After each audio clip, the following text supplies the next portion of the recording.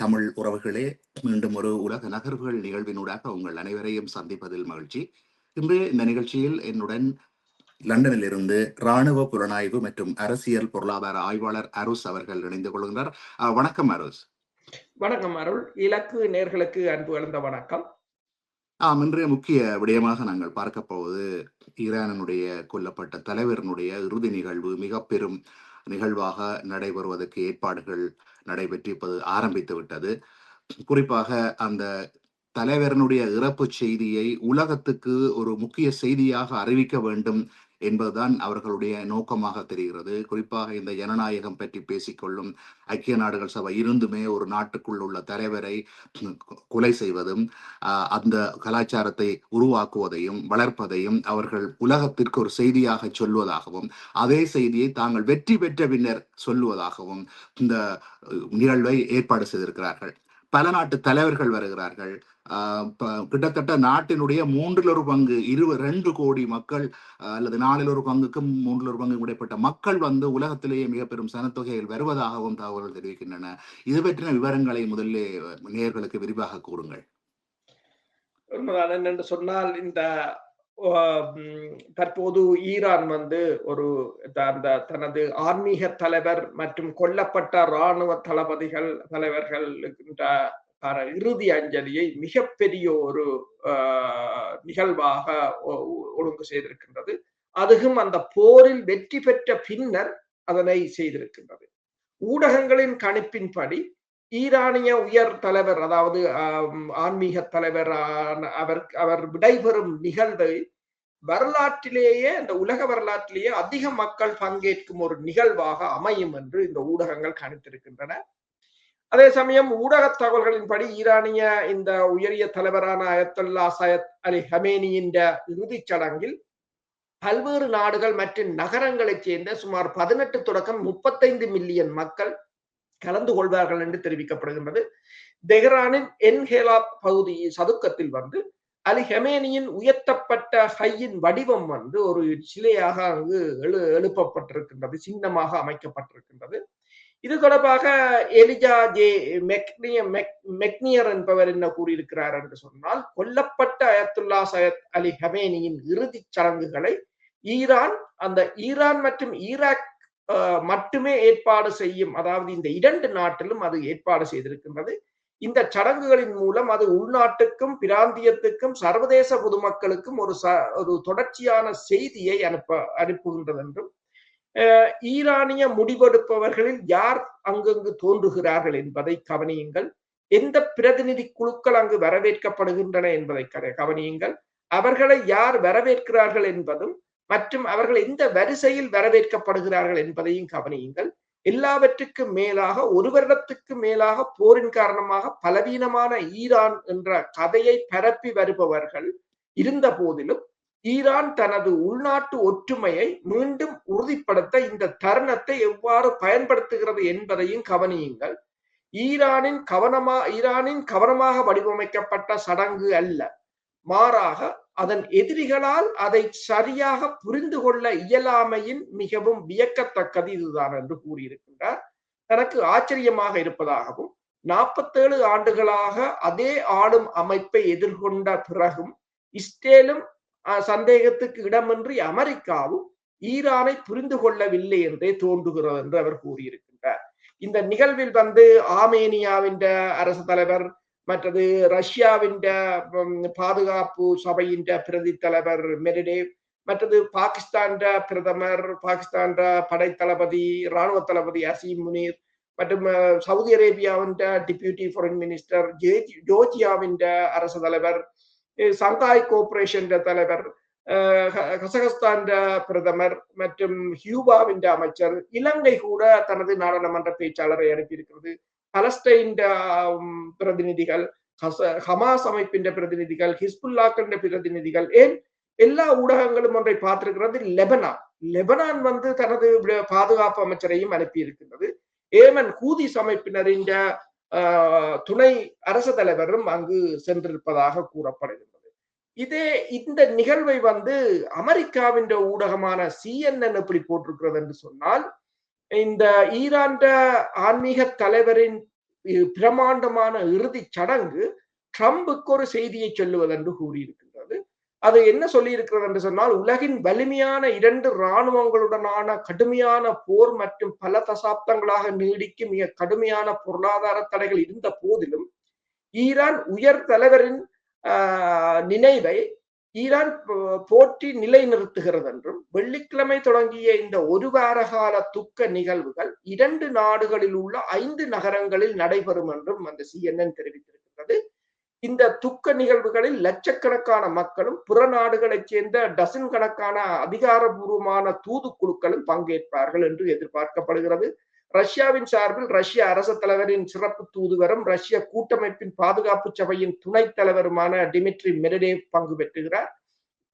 இந்த சடங்கின் பிரமாண்டமான அளவு உலகம் முழுவதிலும் மற்றும் இஸ்லாமிய குடியரசின் எதிரிகளுக்கும் ஒரு செய்தியை அனுப்பும் நோக்கம் கொண்டதென்றும், அதாவது ஈரான் தனது இருத்தலுக்கே அச்சுறுத்தலாக அமைந்த போரிலிருந்து தப்பித்தது மட்டுமல்லாமல் கொல்லப்பட்ட தலைவரின் நினைவை தனது வலிமை மற்றும் உறுதியின் அடையாளமாக தொடர்ந்து நிலைநிறுத்தும் என்பதை இது உணர்த்துகிறது என்றும், இந்த சடங்கு நடைபெறும் தீகதி மிகவும் முக்கியமானது. ஏனென்றால் அமெரிக்காவின் சுதந்திர தினத்தின் 250வது ஆண்டு விழாவன்றுதான் அயத்துல்லா ஹமானியின் உடலும் பொதுமக்களின் அஞ்சலிக்காக வைக்கப்பட்டிருக்கின்றது. இவை அனைத்தும் இஸ்லாமிய மதமான முஹர்ரம் மாதத்தில் நடைபெறுகின்றன. சியா இஸ்லாத்தின் இக்காலம் துக்கம், துரோகம் மற்றும் தியாகம் ஆகியவற்றுடன் ஆழமாக தொடர்புடையது என்று கூறியிருக்கிறார்கள். நாம் எழுந்து நின்று உலகுக்கு தெரிவிக்க வேண்டும், அடக்குமுறைக்கு எதிராக ஈரானின் கண்ணியமான மற்றும் உன்னதமான தேசம் மௌனமாக இருக்காது என்பதையும், தாங்கள் இமாமின் இரத்தத்தை மறக்காது என்பதையும் உலகம் அறிய வேண்டும் என்று ஈரான் நாடாளுமன்ற சபாநாயகர் முகமது கலிபாப் கூறியிருக்கின்றார்.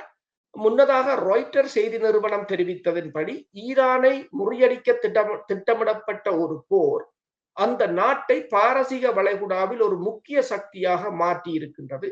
மேலும் ஈரானுடனான போரில் ஏற்படும் தோல்வி இறுதியில் அமெரிக்காவின் ஆதிக்கத்தை தகர்த்துவிடும் என்று பேராசிரியர் ஜியாங்கின் கருத்தும் இதில் சுட்டிக்காட்டப்பட்டிருக்கிறது என்று நான் இதை இந்த செய்தியை சொல்லும் போது நீங்கள் யோசிக்கலாம், யாரோ ஈரானுக்கு சார்பாக எழுதியிருக்கிறார்கள் என்று. உண்மையா இதை எழுதினது ராய்ட்டரும் CNN. எல்லாருக்கும் நம்பவே கடினமாக இருக்கும். அவங்கள்தான் இதை எழுதியிருக்கிறார்கள். அதே நேரம் ஆப்கானிஸ்தான் இஸ்லாமிய அமீரகத்தின் அதை இஸ்லாமிய அமீரகம் என்றுதான் இப்போ ஒரு மாற்றி இருக்கிறார்கள். அது தலைவர் தலிபான், தலிபான் தான் அதன் மறுபெயர்.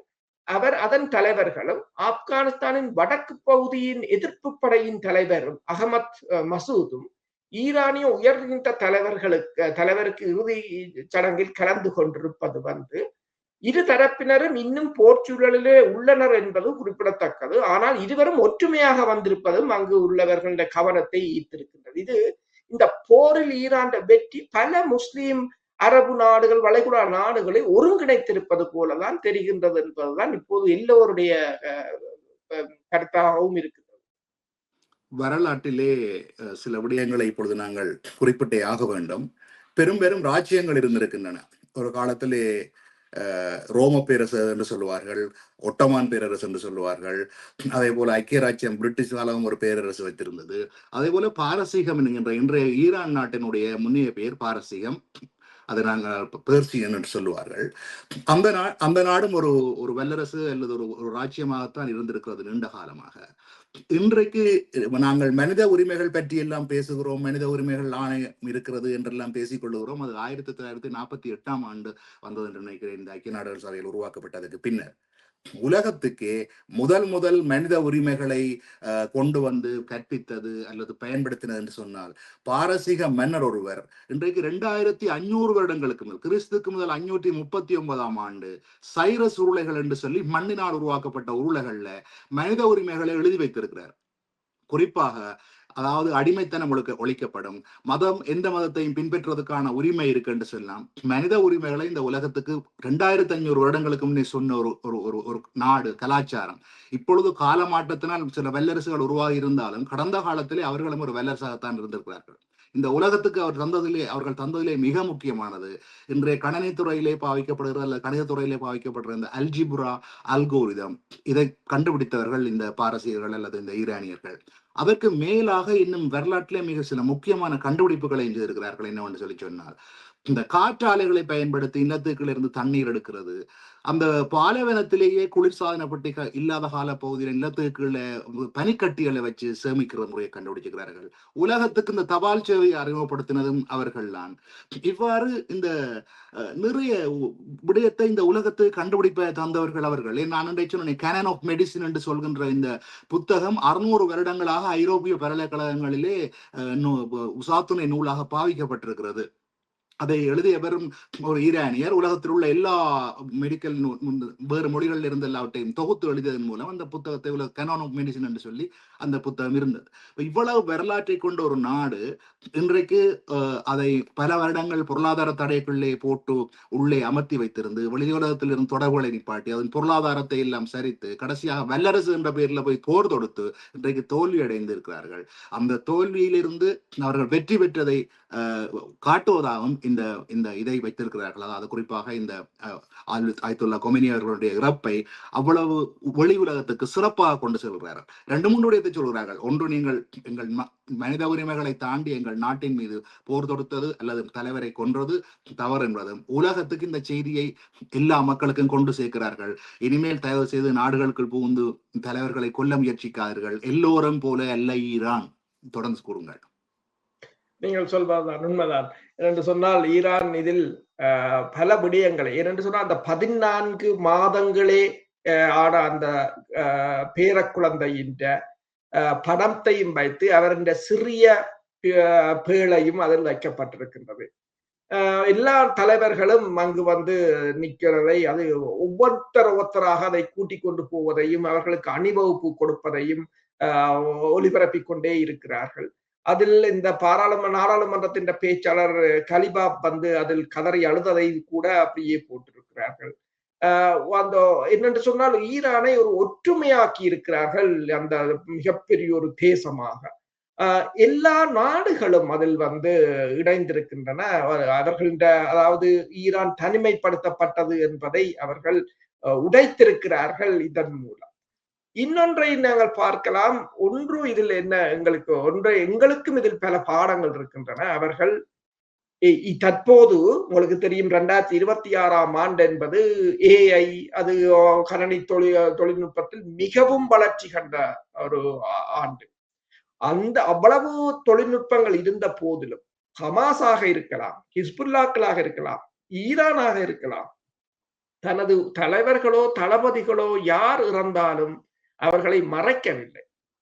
எந்த உச்ச தலைவர் இறந்தாலும் அவர்கள் இறந்தார் என்று கூறுகிறார்கள், வைத்துவிட்டு போரை தொடர்கிறார்கள். போரில் வெற்றி பெற்று தங்கள் தலைவருக்கு இன்று அவர்கள் ஒரு 7 நாட்களாக மிகப்பெரிய அளவில் அதை செய்தது வந்து ஒரு இந்த உலக வரலாற்றிலே ஒரு மிகப்பெரிய இந்த ஊடகங்கள் கூறியிருக்கின்றன. அவர்கள் தங்கள் இறந்த தலைவரை இறக்கவில்லை என்று பொய் கூறவில்லை, இறந்த தலைவரின் குடும்பத்தை வைத்து அரசியல் செய்யவில்லை, இறந்த தலைவரின் மகளை வைத்து மகனை வைத்து மக்களை ஏமாற்றவில்லை. ஏனென்று சொன்னால், ஒன்று, மக்களிடம் எப்போது உங்கள் மீது நம்பிக்கை வரும் என்று சொன்னால், நீங்கள் அந்த சொந்த மக்களை ஏமாற்றும் போது நம்பிக்கை உடைந்துவிடும். சேர்த்துக் கொள்ளலாம் என்று நினைக்கிறேன். இறந்த தலைவர் வந்த பின்னர் நாங்கள் சார்பாக சேர்த்த பணத்தையும் சொத்துக்களையும் திருப்பி தருகிறோம் என்பதையும் சேர்த்துக் கொள்ளுங்கள். உண்மை அதுதான். என்னென்று சொன்னால், நீங்கள் யோசித்து பாருங்கள், உங்கள் சொந்த மக்களையே ஏமாற்றுகிறீர்கள். பிறகு என்னென்று உங்கள் மக்கள் உங்களை நம்புவார்கள் என்று நீங்கள் எதிர்பார்க்கிறீர்கள். இன்றைக்கு ஈரான் சொல்லி இருக்கலாம், AI வைத்து ஒரு ஹமேனியை உருவாக்கி இருக்கலாம், AI வைத்து ஒரு நசரல்லாவை உருவாக்கி இருக்கலாம். ஹிஸ்புல்லாக்கள் அவர் பேசுவது போல எத்தனையோ தொழில்நுட்பங்கள் இப்போது இருக்கின்றன. அவர்கள் அதை செய்யவில்லை. தனது சொந்த மக்களை, எந்த ஒரு இனம் தனது சொந்த மக்களை ஏமாற்றுபவர்களை அவர்களை அங்கீகரிக்கிறதோ, அவர்களை ஏற்றுக்கொள்கிறதோ, அந்த இனம் உலகத்தில், அந்த இனத்தை தந்தை செல்வநாயகம் கூறியது போல ஆண்டவனாலும் காப்பாற்ற முடியாது என்ற ஒரு நிலையாகத்தான் இருக்கு. இதை நாங்கள் ஏன் இங்கு சொல்கிறோம் என்று சொன்னால், அவர்களிடம் நாங்கள் கற்றுக்கொள்வதற்கு எவ்வளவோ நல்ல பாடங்கள் இருக்கின்றன. அவர்கள் ஒரு அதாவது இந்த சம்பவத்தை ஒருவர் கூறினார். அதாவது முதலாவது பிப்ரவரி 28ஆம் தேதி இடம்பெற்ற அந்த தாக்குதல் சம்பவத்தை ஒருவர் கூறினார் என்னோடு பேசும்போது. அனந்தபுரத்தில் நடந்த சமர் மாதிரி. ஏனென்றால் அனந்தபுரத்தில் எல்லா தளபதிகளும் இறந்து விட்டார்கள். அதுதான் அந்த கடைசி சமர். அதே போலதான் இந்த சமர். முழு பேரும் இறந்து விட்டார்கள். கொஞ்சம் பேர் தான் தப்பினவர்கள். ஆனால் தப்பியவர்கள் மீண்டும் அதாவது அதை கடந்து அந்த போரை கொண்டு சென்றிருக்கிறார்கள். யாரும் சரணடையவில்லை, யாரும் தப்பியோடவில்லை, யாரும் தலைவரை பற்றி பொய் கூறவில்லை, புரட்டு கூறவில்லை, மக்களை ஏமாற்றவில்லை. ஆனால் இன்று வெற்றியை கண்டிருக்கிறார்கள். போராடுகின்ற இனம், பலியை சுமக்கின்ற இனம். ஏன்னா போராட்டம் என்பது உண்மையில் அது எல்லோரும் போராடணும் என்றும் இல்லை, அது அவரவர் உரிமை சார்ந்தது. ஆனால் போராடுகிறோம் என்று ஏமாற்றுவதுதான் பிரச்சனை. நாங்கள் போராடாமல் இருப்பது ஒரு பிரச்சனை இல்லை, அது அவரவர் பிரச்சனை. முன்னைய காலத்தில் விடுதலை போராட்டம் இலங்கையில் இடம்பெற்ற போது கனவேர் நாங்கள் போராடவே இல்லை. உதவிகளை செய்தவர்கள் இருக்கிறார்கள், நேரடியாக போராட்டத்தில் இடம்பெற்றவர்கள் இருக்கிறார்கள், மறைமுகமாக இடம்பெற்றவர்கள், உதவி செய்தவர்கள், உதவி செய்யாமல் இருந்தவர்களும் அங்கு வாழ்ந்து கொண்டுதான் இருந்தார்கள். அது பிரச்சனை இல்லை அவர். ஆனால் போராடுவதாக ஏமாற்றுவதுதான் மிகப்பெரிய ஒரு வேதனை.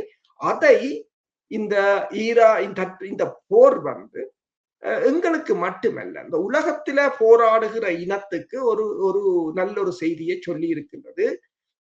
இதைத்தான் அமெரிக்காவை சேர்ந்த ஒரு பேராசிரியர் கூறினார். இந்த வருடத்தின் ஆரம்பத்தில் இடம்பெற்றதிலும் இப்ப இடம்பெற்றதிலும் என்று ஒரு 2 சம்பவங்களை நாங்கள் பார்க்கலாம். ஒரு நாடு எப்படி இருக்கக்கூடாதுன்றதுக்கு வெனிசுலா ஒரு உதாரணம், எப்படி இருக்க வேண்டும் என்றதுக்கு ஈரான் ஒரு உதாரணம் என்று அவர் கூறியிருந்தார்.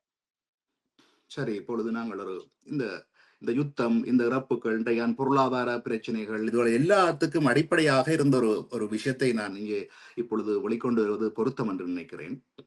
முதல்ல ஆரம்பத்திலே சுருக்கமாக சொல்வதாக இருந்தால், அண்மை காலத்திலே தொழில்நுட்பத்தை பார்த்தீர்களா இருந்தால் எல்லா துறைகளும் தொழில்நுட்பத்திலே மாற்று வழிகளை கண்டுபிடித்து எங்கேயோ போய் கொண்டிருக்கிறார்கள். ஆனால் ஒன்றை மட்டும் கூறுவார்கள், இந்த கார் பெட்ரோல் இயங்குகின்ற அந்த என்ஜின், கம்பஸ்டன் என்ஜின் என்ற தொழில்நுட்பம் 150 வருடங்களுக்கு மேலாக தொழில்நுட்ப ரீதியாக அதே இயந்திரத்தையும் அதே தொழில்நுட்பத்திலையும் இருந்து இயங்கினதுதான் இன்றைய இந்த பிரச்சனைக்கு காரணம் என்றதை நான் இப்பொழுது விலாவாரியாக கொஞ்சம் தகவலை தருகிறேன். என்னவென்றால், இந்த 1806ஆம் ஆண்டு பாருங்கள், 220 வருடங்களுக்கு முன்னதாகவே ஹைட்ரஜன் இன்ஜின், அதாவது தண்ணீரிலிருந்து ஹைட்ரஜனை பிரித்து அந்த வாயுவையும் ஆக்சிஜனையும் பயன்படுத்தி மின்சாரத்தை உருவாக்கி இயந்திரங்களை இயக்க வைக்கலாம் என்ற தொழில்நுட்பம் கண்டுபிடிக்கப்பட்டாச்சு.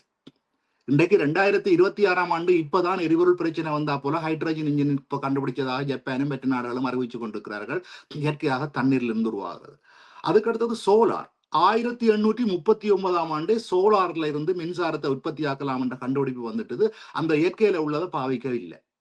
உண்மையாக இந்த இப்ப உள்ள இந்த கம்பஸ்டன் என்ஜின், அதாவது உள்ளுக்கு எரிவை, எக்ஸ்டர்னல் கம்பஸ்டன் என்றது நீராவி எந்திரம், இந்த உள்ளுக்கு பெட்ரோலை டீசலை வச்சிருக்கிற இந்த இன்டர்னல் கம்பஸ்டன் என்ஜின் கண்டுபிடிக்கப்பட்டது கிட்டத்தட்ட 1860களில்.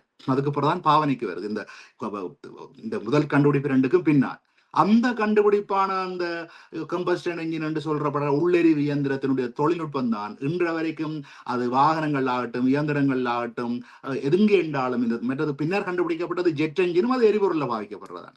அப்ப இந்த இயற்கையில கிடைக்கிற இந்த ஹைட்ரஜனையோ சோலாரையோ விட்டு இந்த மத்திய கிழக்கிலோ இல்ல நாடுகள் இருக்க இந்த எரிபொருள் என்ற வளத்தை பாவிக்கிற கம்பஸ்டன் என்ஜினை மட்டும் வைத்துக் கொண்டு வேற தொழில்நுட்பங்களை இவர்கள் திட்டமிட்டு கண்டுபிடிக்காமல் கூட இருந்திருக்கலாம் என்ற சந்தேகம் கூட எழுகிறது. ஏனென்றால், இந்த நாடுகளில் உள்ள எண்ணெய் வளத்தை எல்லாம் போய் திருடி 100 வருட ஒப்பந்தங்கள் எழுதி அங்கே தங்களுடைய நிறுவனங்களை அமைத்து இந்த லாபத்தை காண்பதற்காக இவர்கள் மற்ற தொழில்நுட்பங்களை வரவிடாமல் தடுத்திருக்கிறார்கள் என்றுதான் எண்ண தோன்றுகிறது.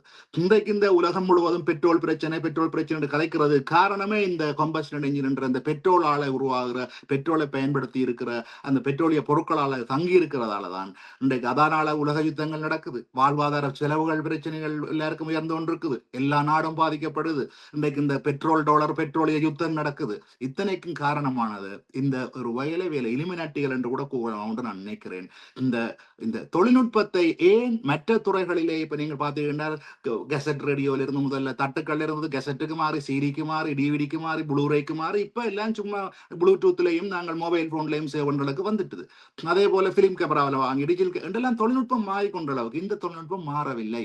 இது ஒரு திட்டமிட்ட செயலாக இருக்குமா? இந்த யுத்தங்களுக்கு எல்லாம் காரணம் இந்த திட்டமிட்ட செயலாக புதிய தொழில்நுட்பம் ஒன்றை மாற்று தொழில்நுட்பம் ஒன்றை கண்டுபிடிக்காத காரணம் என்று நினைக்கிறீர்களா? உண்மைதான் நீங்கள் சொல்வது அதேதான். என்று சொன்னால் அவர்கள் இந்த பெட்ரோல் டீசல்களை விற்பனை செய்து முடிக்கும் வரையிலும் அவர்கள் இதில் ஒரு அபிவிருத்தியை செய்ய அனுமதிக்க மாட்டார்கள். யாரும் செய்தாலும் அதை தாக்கி அளிப்பார்கள் அல்லது அதை பொய் என்று கூறி அதை இல்லாது செய்வார்கள். அதுதான் முறைமை. ஏனென்று சொன்னால் நீங்கள் பார்க்கலாம், இங்கு பொது அதாவது இந்த பப்ளிக் டிரான்ஸ்போர்ட் சர்வீஸை நீங்கள் யூஸ் பண்ணணும்னு சொல்வார்கள், இங்கேயும் சரி அமெரிக்காவிலும் சரி.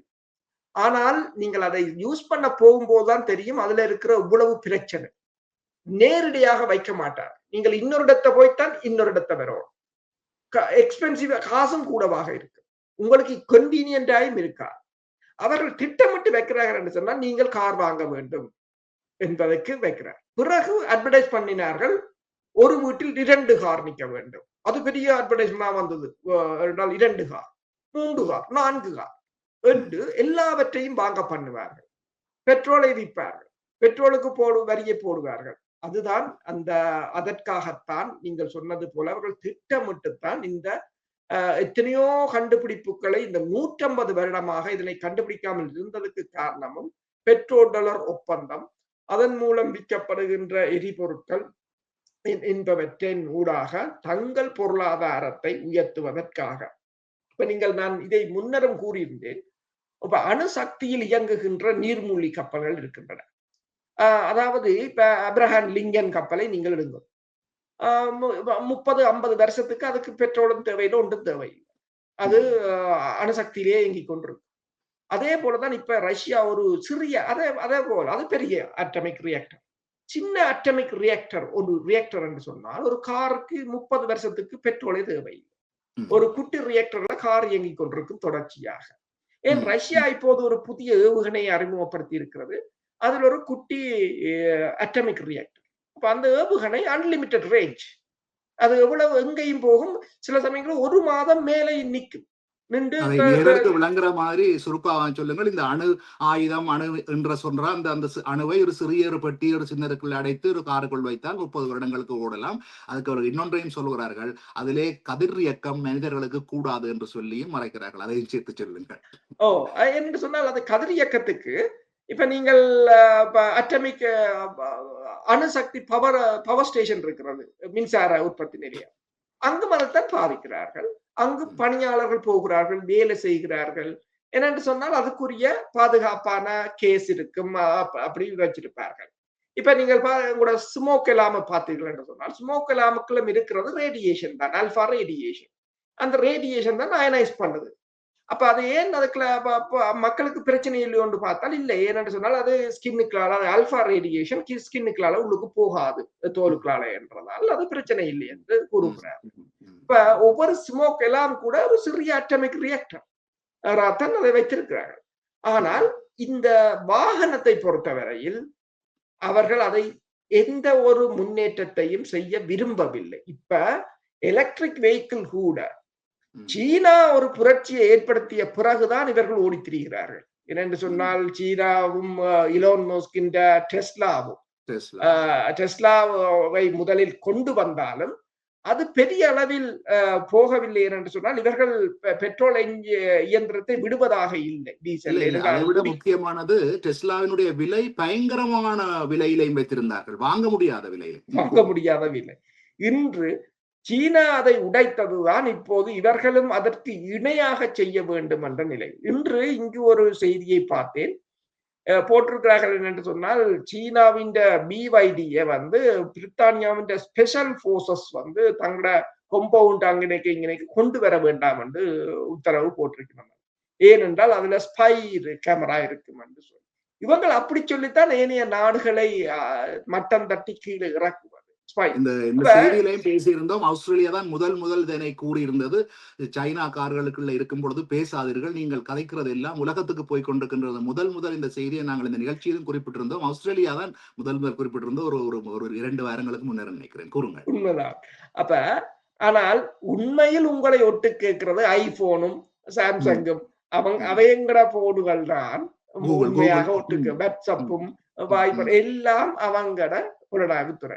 எனக்கு ஒருவர் அண்மையில் கூறியிருந்தார், இந்த சிக்னல் என்ற ஒரு மென்பொருள் வந்திருக்கிறது, அதுக்களால் கோல் எடுக்கலாம், அது கொஞ்சம் பாதுகாப்பானது, வாட்ஸ்அப் மாதிரி அதை ஒட்டு கேட்க முடியாது என்று. சரி என்று அவர் சொல்லி ஒரு 1 வீக்ல நான் எல்லா செய்தியும் பார்க்கிறதா ரஷ்யா டுடே ஒரு தகவலை போட்டிருக்கிறது.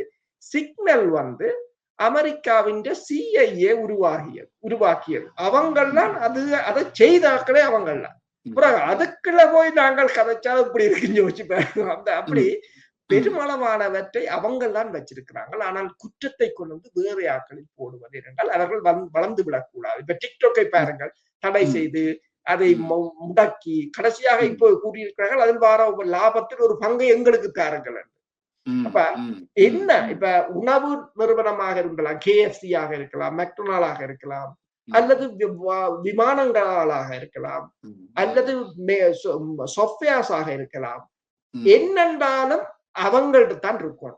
பார்மசூட்டிக்கல் இண்டஸ்ட்ரியாக இருக்கலாம், மருந்து பொருட்களை தயாரிக்கிறதாக இருக்கலாம், எல்லாவற்றையும் தாங்கள் தான் வைத்திருக்க வேண்டும் என்பதுதான் அவர்கள் நோக்கம். யாரும் ஒன்று புதுசாக கண்டுபிடித்தால் ஒன்றில் அவர்களை படுகொலை செய்வது, இல்லது அவர்களின் நாட்டை அழிப்பது, இல்லது அந்த பொருட்களை உளவு பார்ப்பது, அல்லது மக்களுக்கு அது அச்சத்தை ஊட்டுவது, அதுதான் நடந்து கொண்டிருக்கிறது.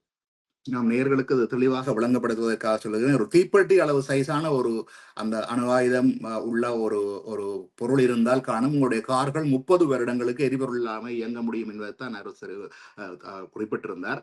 இவ்வாறு ஒரு தொழில்நுட்பம் இருந்தும் அதனை தடுத்து விட்டு இன்றைக்கு இந்த பெட்ரோலிய விலைகள் என்றதெல்லாம் தீர்மானித்துக் கொண்டிருக்கிறார்கள். அதை விட இந்த பெட்ரோல் விலைகள் தீர்மானிக்கப்படுவதும் கூட பெட்ரோல் டாலரில் தான். இப்ப உங்களுக்கு ஒரு சின்ன உதாரணம் சொல்லுகிறேன். நீங்கள் ஒரு நாட்டுக்கு போகும் பொழுது அந்த நாட்டு நாணயத்தை வாங்க முடியாட்டா ஏர்போர்ட்ல US$ வாங்குறீங்க. அப்புறம் அந்த நாட்டுக்கு போய் US$ கொடுத்து மாத்துறீங்க. அதுல US$ வாங்குற விற்கிற கமிஷன்லயே நியாயமான காசு அவங்களுக்கு போயிடுது. அவங்களுக்கு அதுல US$க்கு முறை போகுது. US$ கமிஷன்லயே எங்களுக்கு நியாயமான காசு போயிடுது. திருப்பி மிச்ச காசை கொண்டு வந்து நீங்கள் ஏர்போர்ட்ல திருப்பி மாத்திக்கல. ஒரு $1 தந்த காசு $100 இருந்தா இப்ப $50-40 தான் திருப்பி மிச்சம் வாங்குறாங்க. இப்ப இப்படியே டொலராலேயே எங்களுக்கு அவங்களோட நாணயத்துல பரிமாறுறதாலேயே உழவோ மற்ற மக்களுக்கு அழிவு போய் கொண்டிருக்கு. இன்னொன்றை நீங்கள் முதல் குறிப்பிட்டதை நான் சொல்லுகிறேன். முந்தி சொல்லுவார்கள், பகலில் பக்கம் பார்த்து பேசு, இரவில் அதுவும் பேசாதே என்று. இப்பொழுது நீங்கள் இன்றை பேசிக் கொண்டிருக்கிறது உட்பட, வாட்ஸ்அப்பிலேயோ நீங்கள் தொழில் பேசுவது உட்பட அனைத்தும் ஒட்டு கேட்பதற்கு AI-கள் வைக்கப்பட்டிருக்கின்றன. AI-களுக்கு எல்லா மொழிகளும் அறிவூட்டப்பட்டிருக்கிறது. ஒரு AI-னுடைய வேகம் நான் நேற்று முதல் நான் கணக்கு பார்த்தேன். ஒரு மனிதன் பிறந்து தன்னுடைய வாழ்நாளிலே இத்தனை PhD எத்தனை கல்வி ஏற்றாலும் அவ்வளவு புத்தகத்தையும் தாண்டி ஒரு 3 செகண்டுக்குள்ளே ஒரு கேள்வியை கேட்டால் உலகத்தில் உள்ள அத்தனை லைப்ரரியில் புத்தகத்திலும் உள்ள அவ்வளோத்தையும் ரிகவர் பண்ணி கொண்டு வந்து ஆன்சரை தர அளவுக்கு வேகமா இருக்குது. இப்ப AI வந்து நாங்கள் என்ன இப்ப ரகசியம் கதைச்சாலும் கூட போன்ல கதைச்சாலும் அது பிடிக்குது, இந்த மொழியில இன்னதை கதைக்கிறேன் இப்ப என்னதை எடுத்து அதை தகவலா சேமிக்கிற அளவுக்கு வந்துட்டு அவினை ரகசியம் கதைக்கிறது கூட நீங்க சைகையில கதைக்கிறதோ அல்லது தனிப்பட்டா கூட கதைங்க, போன்ல கதைக்கிறாங்க, வாட்ஸ்அப்ல கதைக்கிறாங்க என்ற அளவுக்கு வந்துட்டு என்ற ஒரு செய்தியை நான் சொல்லி வைக்க விரும்புகிறேன். இந்த ஒட்டு கேட்கப்படுவதன் மூலம் தான் கன விஷயங்கள் இப்ப அவங்களுக்கு போய் கொண்டிருக்கு. அதுக்கு ஆக்களில் இந்த AI உருவாக்கி போட்டு அவங்க நித்திர கொள்றாங்க. அது ஒரு மனிதனுக்கு 1000 மனிதனுக்கு சமனாக ஒரு AI இருக்கிறது. சொல்லுங்கள் தொடர்ந்து. உண்மைதான் நீங்கள் சொல்வது. ஏனென்று சொன்னால் அதை நீங்கள் எப்படி எதில் பார்க்கலாம் என்று சொன்னால், இந்த ரஷ்யா அதாவது சண்டை நடந்த போது, ஈரானுக்கும் அமெரிக்காவுக்குமான சண்டையின் போது அடிக்கடி ஈரான் அமைச்சர்கள் அதிகாரிகள் ரஷ்யாவுக்கு சென்று வந்து கொண்டிருந்தார்கள். அப்ப ரஷ்யா தான் அமெரிக்காண்ட அடுத்த மூவ் என்ன செய்ய போறாங்க, என்ன அடிக்க போறாங்க என்றது எல்லாத்தையும் அவங்க 2 பேரும் சூப்பர் பவரா இருந்த ஆக்கள். அப்ப ஒருத்தர் ஈக்குவலான எதிரிகளுக்கு அவங்களுக்கு ஈக்குவலா தெரியும் இவன் நகர்வு எப்படி இருக்கும் எல்லாம். ஆனால் அவர்கள் அதை தொலைபேசியில் கலைக்கவில்லை, இமெயிலில் கலைக்கவில்லை, வாட்ஸ்அப்பில் நேரதான் போனார்கள். நேர போன பிறகும் நீங்கள் அந்த செய்தி எடுத்து பாருங்கள், மூடிய அறைக்குள் என்றுதான் வரும். மூடிய அறைக்குள் பேசினார்கள், பேசிவிட்டு வந்து விட்டார்கள். என்ன பேசினார்கள், அப்ப அவங்கள்தான் ஒவ்வொரு காலம் இந்த தகவலை சொல்றது. ஓகே, அடுத்தது இது செய்ய போறாங்க, நீங்க என்ன செய்யணும், என்ன அதை நேரம் தான் கதைக்கிறாங்க. நீங்க சொன்ன மாதிரி என்னென்னு சொன்னால் எதையும் இப்ப நம்ப முடியாது என்ற ஒரு நிலைமையாக வந்து விட்டது. ஏன் இந்த போர் ஆரம்பித்த போது கூட கிட்டத்தட்ட 40 நாட்கள் ஈரான்ல இன்டர்நெட் இல்லை. 40 நாட்கள் எதுவும் இல்லை, ஒரு ஜீரோ. என்னன்னு சொன்னால் அதை வச்சு கொண்டிருந்தால் உங்களால் ஒன்றும் செய்ய முடியாது, எல்லாவற்றையும் எடுத்து விடுவார்கள். மற்ற அவர்களுடைய உளவு அமைப்புகள் ஏற்கனவே ஈரானுக்கு இருக்கிறவர்களுடனான தொடர்பாளர்கள் என்று சொல்லி அப்ப அதையெல்லாம் நிறுத்தி இருந்தார்கள். ஆனால் இப்ப இப்ப ரஷ்யாவும் சீனாவும் ஏன் இவ்வளவு தூரத்துக்கு வந்திருக்கிறது என்று சொன்னால் அவர்கள் தங்கள் இப்ப இன்டர்நெட் உலகத்தின் இன்டர்நெட் நிறுத்தப்பட்டாலும் ரஷ்யாவும் சீனாவும் இயங்கும். ஆனால் இந்தியாவை பொறுத்தவரை இந்தியாவோட பிரச்சனை என்னவென்று சொன்னால் இந்தியாவோட சென்ட்ரல் பேங்கின் அதாவது ரிசர்வ் பேங்க் என்று சொல்றது அது கிளவுட் சிஸ்டம் வந்து கூகுள் மற்றது இந்த அமெரிக்கா நிறுவனங்கள்கிட்ட தான் இருக்கிறது. அது கிளவுட் சிஸ்டம். ஒரு சென்ட்ரல் பேங்க் கிளவுட் சிஸ்டத்தை நீங்கள் இன்னொரு நாட்டுகிட்ட வச்சிருந்தால் நீங்கள் யாருக்கு கொடுக்குறீங்களா, யாருக்கு வாங்குறீங்க, என்ன பேமெண்ட் எல்லாம் அவன்கிட்ட இருக்கும். இப்ப அதை திருப்பி கொண்டு வருவதற்கு தங்களுக்கு கிட்டத்தட்ட $2 பில்லியன் தேவை என்று சொல்லி இந்தியா கிட்டத்தட்ட 2028 அல்லது 30களில் அதை தங்களுக்கு சொந்தமாக செய்ய போகிறார்கள் என்று கூறுகிறார்கள். ஆனால் நான் ஏன் இதை கூற வருகிறேன் என்றால் நீங்கள் ஒரு வல்லரசாக வர வேண்டும் என்று சொன்னால் இதுகள் எல்லாம் முதல் உங்களிடம் இருக்க வேண்டும். உங்கள் வங்கி கணக்கு புத்தகத்தை கொண்டு போய் அமெரிக்காட்ட கொடுத்துட்டு நாங்கள் என்னென்று வல்லரசு என்று சொல்றது, அதுதான் முக்கியமான பிரச்சனை. ஆமா, கிட்டத்தட்ட 20 வருடங்களுக்கு முதல் தமிழ்ல எந்திரன் அல்லது ரோபோட் ஒன்று திரைப்படம் வந்தது. ரஜினிகாந்த் ரோபோவை உருவாக்குவார். அப்பொழுதே அதை சூரியந்தார்கள் ரோபோவுக்கு எல்லா மொழியும் தெரியும், ரோபோ எல்லாம் செய்யும், கார் தெரியும், அது ரோபோவை உருவாக்குறதுன்றது அப்போவே சொல்லியிருந்தார். இந்த நடந்து கொண்டிருக்கிற காலப்பகுதியில் ரோபோட்டிக் தொழில்நுட்பம் ரோபோவை தாங்களே உருவாக்குற அளவுக்கு வந்து விட்டது. அது உண்மையாகவும் விட்டது. சரி, நாங்கள் இப்பொழுது இந்த பகுதியிலிருந்து நாங்கள் இப்போது முக்கியமாக இஸ்ரேல் லெபனானில் நடக்கின்ற விவரங்களை பார்க்க வேண்டும். இப்பொழுது அதனுடைய அப்டேட் என்ன? ஏதோ தாக்குதல்கள் இன்னும் குண்டு தாக்குதலோ விமான தாக்குதல்கள் நடந்திருப்பதாகவும் தகவல்கள் வருகின்றன. அதை பற்றி கொஞ்சம் கூறுங்கள் அரோஸ். லெபனானில் இஸ்ரேல் தொடர்ச்சியாக தாக்குதலை நடத்தி கொண்டிருக்கின்றது. இன்றும் அங்கு தாக்குதல் இடம்பெற்றதாக கூறப்படுகின்றது. அதே நேரம் பார்த்தீர்கள் என்று சொன்னால் இந்த இஸ்ரேலின் சேனல் 15 என்ற ஊடகம் தெரிவித்திருக்கின்றது ஈரான் உளவு அமைப்புகள் வந்து இஸ்ரேலுக்கு உள் ஊடுருவதில் வெற்றி கண்டிருப்பதாகவும் அவர்களை கண்டறிவது கடினமாக இருப்பதாகவும் அவர்கள் புதிய ஆட்களை சேர்க்கும் நடவடிக்கைகளை முடுக்கிவிட்டிருப்பதாகவும் கூறியிருக்கின்றது.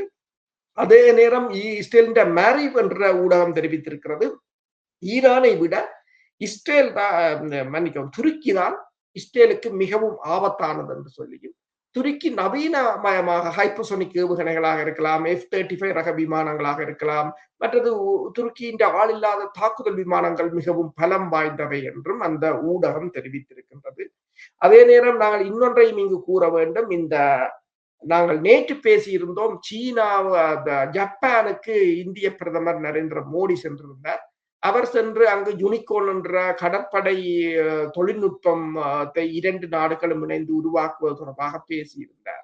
அது அப்போதே நாங்கள் நேற்று கூறியிருந்தோம் அது சீனாவுக்கு எதிராக ஒரு வியூகத்தை வகுக்கிறார்கள் என்று சொல்லி.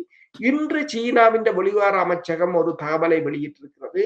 ஜப்பானுக்கும் இந்தியாவுக்கும் இடையிலான இந்த உடன்பாடு, படைத்துறை உடன்பாடு எந்த விதத்திலும் சீனாவை டார்கெட் பண்ணக்கூடாது என்பதை அவர்கள் உறுதி செய்ய வேண்டும் என்ற ஒரு எச்சரிக்கையை சீனா அவர்களுக்கு அனுப்பி இருக்கின்றது.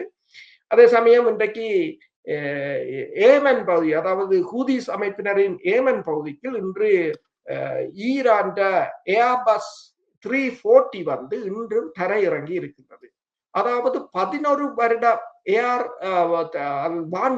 வான் பாதுகாப்பு தடை இன்று உடைக்கப்பட்டிருப்பதாக எல்லா ஊடகங்களும் செய்தி போட்டிருக்கின்றது. இந்த விமானம் தரையிறங்குவதை தடுப்பதற்காக சவுதி அரேபியாவின் 2 போர் விமானங்கள் முற்பட்டதாகவும் ஆனால் அதையும் மீறி தரையிறங்கி இருக்கின்றது. அதற்கு பிறகு ஹூதிஸ் அமைப்பினர் ஒரு அறிக்கையை வெளியிட்டிருக்கிறார்கள். இனிவரும் காலங்களில் சவுதி அரேபியா இவ்வாறு தடுக்க முற்பட்டால் சவுதி அரேபியாவின் வான்படை தளங்களை தாங்கள் தாக்குவோம் என்று கூறியிருக்கிறார்கள். இந்த இடத்திலே நீங்கள் குறிப்பிட்டிருங்கள், துருக்கி தான் தங்களுக்கு ஆபத்தானது என்று இஸ்ரேல் கூறியிருப்பதாக. அதற்கும் ஒரு பின்னணி இருக்கிறது. என்னவென்றால், நான் முன்னர் ஒரு நிகழ்ச்சியிலும் கூறியிருந்தேன். 16ஆம் நூற்றாண்டிலே ஸ்பானிஷ் நாட்டிலே இருந்து 15 லட்சம் 1,50,000 மில்லியன் யூதர்களை அந்த நாட்டு மன்னன் கப்பல்களை விட்டு அனுப்பி தங்களது நாட்டுக்கு கொண்டு வந்து அவர்களை வசதியாக எந்த தொந்தரவின்றி வாழ வைத்தான். அந்த அறிவாளிகளான யூதர்கள் தங்களுடைய அறிவையும் பயன்படுத்தி துருக்கியை முன்னேற்றியதுக்கு அவர்களுடைய பங்கு மிக முக்கியம் என்றும், ஆகவே அந்த இஸ்ரேலினுடைய யூதர்களுடைய மூளை அங்கே இருப்பதனால் இவர்களுக்கு சமனாக அவர்கள் வளரக்கூடும் என்ற அந்த பின்னணியும் இருக்கிறது அல்லவா? உண்மைதான். ஏனென்று சொன்னால் இரண்டாம் உலக போருக்கு பிறகு அமெரிக்காவும் ரஷ்யாவும் வந்து ஜெர்மனியில் இருந்த யூதர்கள் அவர்களோட தொழில்நுட்பத்தை பங்கு பிரித்து கொண்டு போறது போலதான் இங்கு துருக்கியும் வந்து அந்த அந்த எங்கு திறமை இருக்கிறார்களோ அவர்களை பயன்படுத்தி இருக்கிறார். அதிலே சுவாரஸ்யம் இருக்கிறது என்னவென்றால், யூதர்களை கொன்று குவித்த ஹிட்லர் தன்னுடைய விஞ்ஞானிகளாக கட்டாயப்படுத்தி வைத்திருந்த தன்னுடைய விஞ்ஞானிகளாக முழுக்க யூதர்களை. இத்துடன் இன்றைய இந்த நிகழ்வை நிறைவு செய்து கொள்கின்றோம். மீண்டும் ஒரு நிகழ்வில் உங்கள் அனைவரையும் சந்திக்கும் வரை உங்களிடமிருந்து விடைபெறுகிறோம். நன்றி, வணக்கம். நன்றி, வணக்கம்.